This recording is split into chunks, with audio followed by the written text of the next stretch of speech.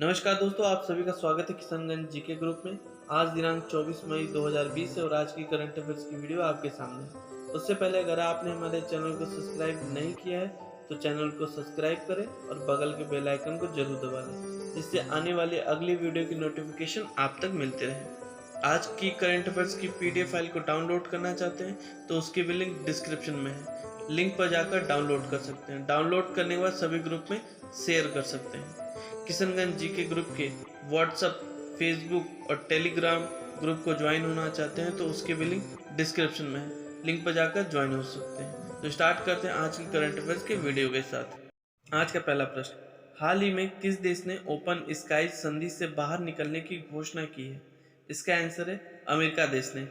ये अमेरिका ने घोषणा की है, तो बात करते हैं अमेरिका की। अमेरिका की राजधानी वॉशिंगटन डीसी, मुद्रा अमेरिकी डॉलर, अमेरिका के राष्ट्रपति डोनाल्ड ट्रंप है और इन्होंने ही इसकी घोषणा की है। अब बात करते हैं ओपन स्काईज संधि। इस संधि पर हस्ताक्षर 1 जनवरी 2002 को हुई और ये स्काई संधि हवाई निगरानी करने के लिए एक समूह है। इस संधि के हस्ताक्षरकर्ता अमेरिका और रूस हैं। इस संधि पर हस्ताक्षर करने वाले सदस्य देश 34 हैं। 2017 में ओपन स्काई समझौता के ही तर्ज पे भारत और जापान के बीच में हवाई निगरानी के लिए एक संधि हुई थी। दोस्तों, इस वीडियो का टारगेट है 100 लाइक, 100 कमेंट और 100 शेयर का, ताकि मैं और भी अच्छे तरीके से क्वेश्चन को वीडियो के माध्यम से आप तक पहुंचा सकूं। जो भी लोग ऑनलाइन तैयारी कर रहे हैं उनको इस वीडियो से ज़्यादा से ज़्यादा फ़ायदा मिले। बस आपको ये काम करना है, इस वीडियो को ज़्यादा से ज़्यादा शेयर करना है, लाइक करना है, कमेंट्स करना है और मेरे यूट्यूब चैनल को जरूर सब्सक्राइब करना है। अगला प्रश्न देखते हैं, हाल ही में भारत में SCQ हाइड्रोक्सी क्लोरोक्लोइन के उपयोग पर एडवाइजरी किसने जारी की है? इसका आंसर है ICMR, Indian council of medical research ने। HCQ दवा पर एडवाइजरी ICMR ने जारी की है, तो बात करते हैं ICMR की। इसका full form Indian council of medical research, Hindi में भारतीय आयुर्विज्ञान अनुसंधान परिषद। इसकी स्थापना 1911 में हुई। इसका मुख्यालय नई दिल्ली में है और ICMR के वर्तमान सचिव और महानिदेशक प्रोफेसर बलराम भार्गव हैं। नई गाइडलाइन 30 मई 2020 से लागू होगी। नई गाइडलाइन के अनुसार SCQ दवा केवल पंजीकृत मेडिकल प्रैक्टिशनर्स के पर्चे पर ही दी जाएगी। इस दवा की बिक्री पे 3 तरह की श्रेणी बनाई गई है। पहले नंबर पे एसिम्प्टोमेटिक हेल्थ केयर वेलपेपर्स, दूसरा कंटेनमेंट जोन में कार्यरत फ्रंटलाइन, तीसरा पैरामिलिट्री और पुलिस कर्मियों को शामिल किया गया है। अगला प्रश्न देखते हैं, हाल ही में दुनिया का दूसरा सबसे ज्यादा PPE किट निर्माता देश कौन बना है? इसका आंसर है भारत देश। PPE किट के उत्पादन में पहले नंबर पे चीन है और दूसरे नंबर पे अब भारत बन गया है। अब बात करते हैं ये PPE किट क्या है, जिसको full form personal protective equipments. इसके अंतर्गत शू कवर, दस्ताने, आई शील्ड, मास्क और गाउन आते हैं। ये सभी मिलकर के PPE किट बनते हैं और ये कोरोना वायरस महामारी से बचने के लिए उपयोग किया जा रहा है। बात करते हैं PPE किट के उत्पादन की। भारत दूसरे नंबर पे है और ये प्रतिदिन 2 लाख के करीब PPE किट का उत्पादन कर रहे हैं। यह डाटा स्वास्थ्य मंत्रालय के द्वारा जारी की गई है। अब बात करते हैं स्वास्थ्य मंत्रालय की। इसकी स्थापना 1976 को हुई। इसका मुख्यालय नई दिल्ली में है। केंद्रीय स्वास्थ्य मंत्री डॉक्टर हर्षवर्धन है और डॉक्टर हर्षवर्धन जी को ही अभी WHO के कार्यकारी बोर्ड का अध्यक्ष 22 मई 2020 को 1 साल के लिए चुना गया है। अगला प्रश्न देखते हैं, हाल ही में हरित ऊर्जा उपकरणों के आयात शुल्क में कितने प्रतिशत की वृद्धि की गई है? इसका आंसर 20%। इस आयात शुल्क में वृद्धि वित्त वर्ष 2020 और 21 के बजट में किया गया है और इसका फैसला वित्त मंत्रालय के द्वारा किया गया। तो बात करते हैं वित्त मंत्रालय की। वित्त मंत्रालय की स्थापना 29 अक्टूबर 1946 को हुई। इसका मुख्यालय नई दिल्ली में है। वित्त मंत्रालय के सचिव हसमुख अधरिया हैं। केंद्रीय वित्त मंत्री निर्मला सीतारमण हैं। केंद्रीय राज्य मंत्री अनुराग ठाकुर जी हैं। अब बात करते हैं बजट 2020 और 21 की। इसमें आयात शुल्क में वृद्धि हरित ऊर्जा उपकरण में की गई है। इसका मेन उद्देश्य है उपकरणों की स्थायी विनिर्माण को चलाना और कम गुणवत्ता वाले चीनी उपकरणों को आयात कम करना। भारत ऊर्जा उत्पादन में अमेरिका, चीन के बाद तीसरे नंबर पे भारत आता है। भारत की विनिर्माण क्षमता सोलर सेल के लिए 3 गीगावाट हो चुका है। अगला प्रश्न देखते हैं, हाल ही में खनिज कानून संशोधन विधेयक किस सभा से पारित हुआ है? इसका आंसर है लोकसभा से। लोकसभा को निम्न सदन कहा जाता है और इसमें 543 सदस्य होते हैं। अब बात करते हैं लोकसभा की।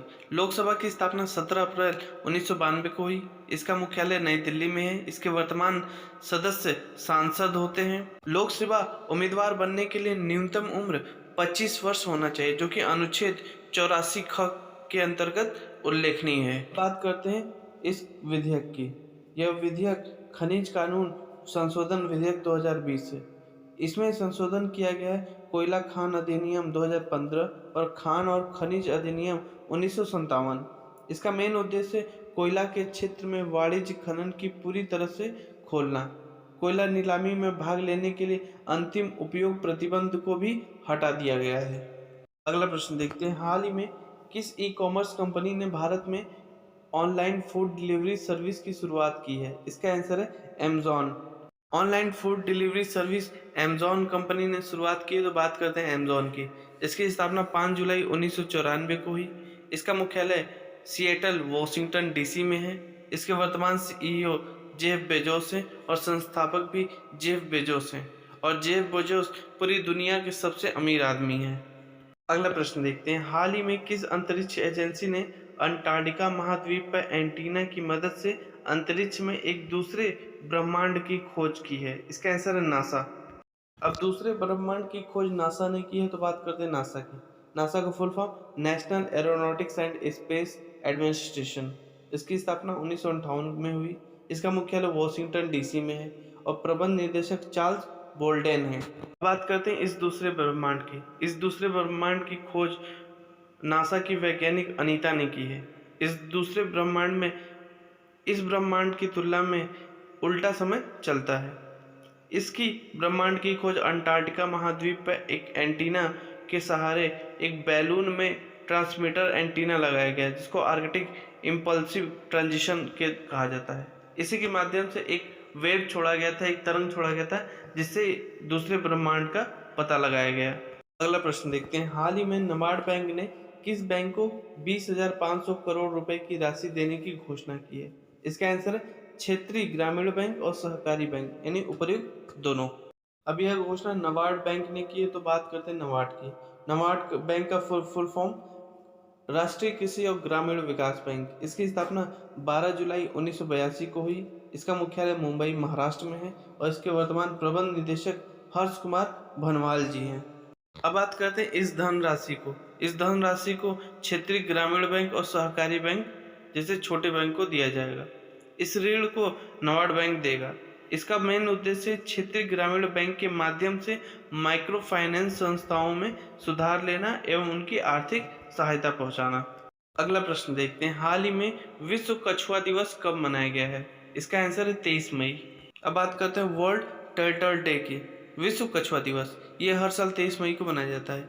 इस दिवस को मनाने का मेन उद्देश्य है कछुओं के संरक्षण के लिए लोगों को जागरूक करना। कछुआ जंतु 150 से अधिक वर्षों तक जीवित रह सकता है। विश्व कछुआ दिवस की शुरुआत अमेरिका की कछुआ बचाव संस्था के द्वारा 1990 में इसकी शुरुआत की गई थी। अगला प्रश्न देखते हैं, हाल ही में किस देश के फुटबॉल महासंघ ने महिला फुटबॉल लीग 29 मई से शुरू करने की घोषणा की है? इसका आंसर है जर्मनी। अब ये जर्मनी के फुटबॉल महासंघ ने घोषणा की है, जो लॉकडाउन से पहले 16 मैच करा चुकी थी और तब उसके बाद लॉकडाउन के कारण इसको निरस्त करना पड़ा, लेकिन अब ये 29 मई से यह पुनः प्रारंभ किया जाएगा। तो बात करते हैं जर्मनी की। जर्मनी की मुख्यालय बर्लिन है। जर्मनी की मुद्रा यूरो है। जर्मनी के राष्ट्रपति फ्रैंक वॉल्टर स्टीनमेयर है। अब बात करते हैं जर्मनी फुटबॉल महासंघ। जर्मनी के क्लब में मतदान हुआ, जिसमें 12 वोट में से 11 वोट पक्ष में पड़े। टूर्नामेंट को रोका गया था जब 16 मैच पहले से करा दिया गया था। उसके बाद लॉकडाउन के कारण इस मैच को स्थगित किया गया। अब यह पुनः 29 मई से प्रारंभ होगा। अगला प्रश्न देखते हैं, हाल ही में केंद्र सरकार ने पश्चिम बंगाल को अम्फान तूफान से नुकसान से निपटने के लिए कितने करोड़ रुपए के आर्थिक पैकेज की घोषणा की है? इसका आंसर है 1000 करोड़ रुपए है। अब यह घोषणा पश्चिम बंगाल के लिए की गई, तो बात करते हैं पश्चिम बंगाल की। पश्चिम बंगाल के मुख्यमंत्री ममता बनर्जी, पश्चिम बंगाल के राज्यपाल जगदीश धनखड़, पश्चिम बंगाल की राजधानी कोलकाता जो कि हुगली नदी के किनारे बसा हुआ है। एशिया का पहला अंडर वाटर ट्रेन कोलकाता के हुगली नदी में बनाया गया है। अगला प्रश्न देखते हैं, हाल ही में किस राज्य सरकार ने कोरोना के बढ़ते संक्रमण के कारण राज्य के सभी निजी अस्पतालों को अपने अधिकार में ले लिया है? इसका आंसर है महाराष्ट्र सरकार ने। अब यह घोषणा महाराष्ट्र सरकार ने की है, तो बात करते हैं महाराष्ट्र के।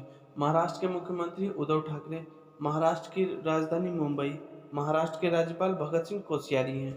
अब बात करते हैं कोरोना संक्रमित केस के बारे में। पूरे महाराष्ट्र में कोरोना से संक्रमित मरीज 45,000 के पार हो चुके हैं और कोरोना से मरने वालों के मरीज की संख्या 1500 के करीब हो चुकी है।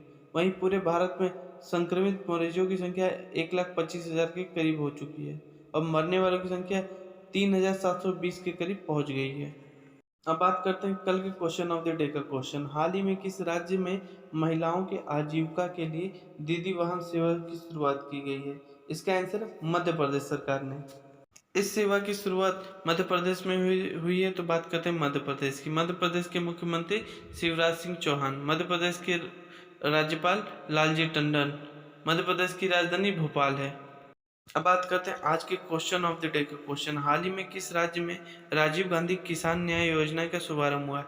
आपके पास 4 ऑप्शन है, सही ऑप्शन को कमेंट बॉक्स में फुल डिटेल के साथ लिखें।